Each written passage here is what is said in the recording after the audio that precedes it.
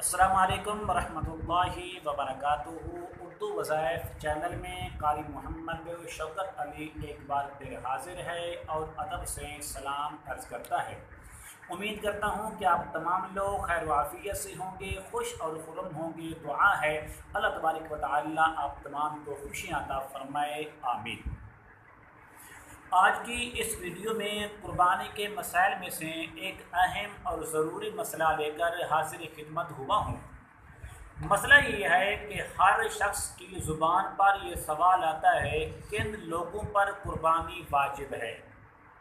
जो शख्स साहिब निसाब है, साहिब निसाब का अल्फाज बहुत आसान है बोलने में, लेकिन इसकी तफसील को अगर बयान किया जाए तो फिर जाके इल्म होता है कि कौन शख्स है कि जिस पर कुर्बानी वाजिब है और कितनी मालियत का वो मालिक हो उस पर कुर्बानी वाजिब होगी। बहुत ज़रूरी और अहम और आसान सा मसला है। हर वो शख्स कि जिसके पास 7.5 तोला सोना हो, अगर सोना न हो तो 52.5 यानी कि 52.5 तोला चांदी हो या उसकी कीमत हो तो उस पर कुर्बानी वाजिब है। शरीयत ने इसकी जो माली निसाब बयान किया है पाकिस्तानी करेंसी के मुताबिक वो ये है कि जिस आदमी के पास 40,000 से लेकर 42,000 तक की कीमत हो और ये हाजत असलिया यानी कि जो ज़रूरी घर के जो अखराजात हैं उनसे ये अलावा हो तो हर मर्द पर, हर औरत पर कुर्बानी वाजिब होगी। जिस आदमी के पास 40,000 हों या 42,000 हों, खा वो मर्द हो या औरत हो, जो भी इस निसाब का मालिक होगा उस पर कुर्बानी वाजिब होगी। तो ऐसे शख्स को इस्लाम में, ऐसे शख्स को शरीयत ने निसाब कहा यानी कि मालिक निसाब कहा है। जो निसाब का मालिक है उस पर कुर्बानी वाजिब है। अब हम चलते हैं कुर्बानी के अक़साम। याद रखें कुर्बानी की 3 किस्में बयान की गई हैं शरीयत के अंदर। नंबर 1, मालदार और फ़कीर दोनों पर कुर्बानी वाजिब हो। अब आप सवाल करेंगे कि मालदार पर तो कुर्बानी वाजिब है, फ़कीर पर कुर्बानी वाजिब किस तरह होगी? तो याद रखिए उसकी मिसाल ये है कि मालदार ने और फ़कीर दोनों ने कुर्बानी से पहले मन्नत मानी कि मेरा फ़लाँ काम हो जाए, मेरा बच्चा बीमार है वो तंदुरुस्त हो जाए, मेरे कारोबार में रुकावट है वो चल जाए, मुझे परेशानियों का सामना है वो हल हो जाए तो मैं कुर्बानी करूँगा। तो इस सूरत में गरीब पर और अमीर दोनों पर कुर्बानी वाजिब होगी। नंबर 2, फ़कीर पर कुर्बानी वाजिब हो लेकिन मालदार पर कुर्बानी वाजिब ना हो। तो इसकी मिसाल ये है कि कुर्बानी के दिनों में फ़कीर पर कुर्बानी वाजिब नहीं थी, लेकिन उसने अपनी मर्ज़ी से एक बकरा ख़रीदा, एक जानवर ख़रीदा, उसको मुकर्रर किया कुर्बानी करने के लिए।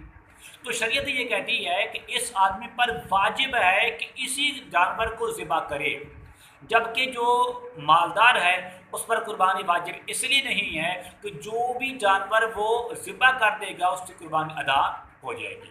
नंबर 3, तीसरी बात यह है कि मालदार पर कुर्बानी वाजिब हो लेकिन फ़कीर पर कुर्बानी वाजिब न हो। उसकी मिसाल ये है कि फ़कीर पर इसलिए नहीं है कि वो साहिब निसाब नहीं है, उसके पास पैसा नहीं है। मालदार पर कुर्बानी इसलिए वाजिब है कि इसके पास जायदाद है, ये साहिब निसाब है, इस पर कुर्बानी वाजिब होगी। लेकिन हमारे यहाँ एक तरीका है, गलत रिवाज चल पड़ा है कि सब घर वाले मिलकर एक कुर्बानी करते हैं। मसलन 4 बेटे हैं, 2 बेटियां हैं, वालिद वालदा, ये सब चंदा इकट्ठा करके, पैसे इकट्ठे करके एक जानवर ख़रीदते हैं, उसको ज़िबा कर देते हैं। जबकि ये तरीका इस्लाम में दुरुस्त नहीं है, जायज़ नहीं है।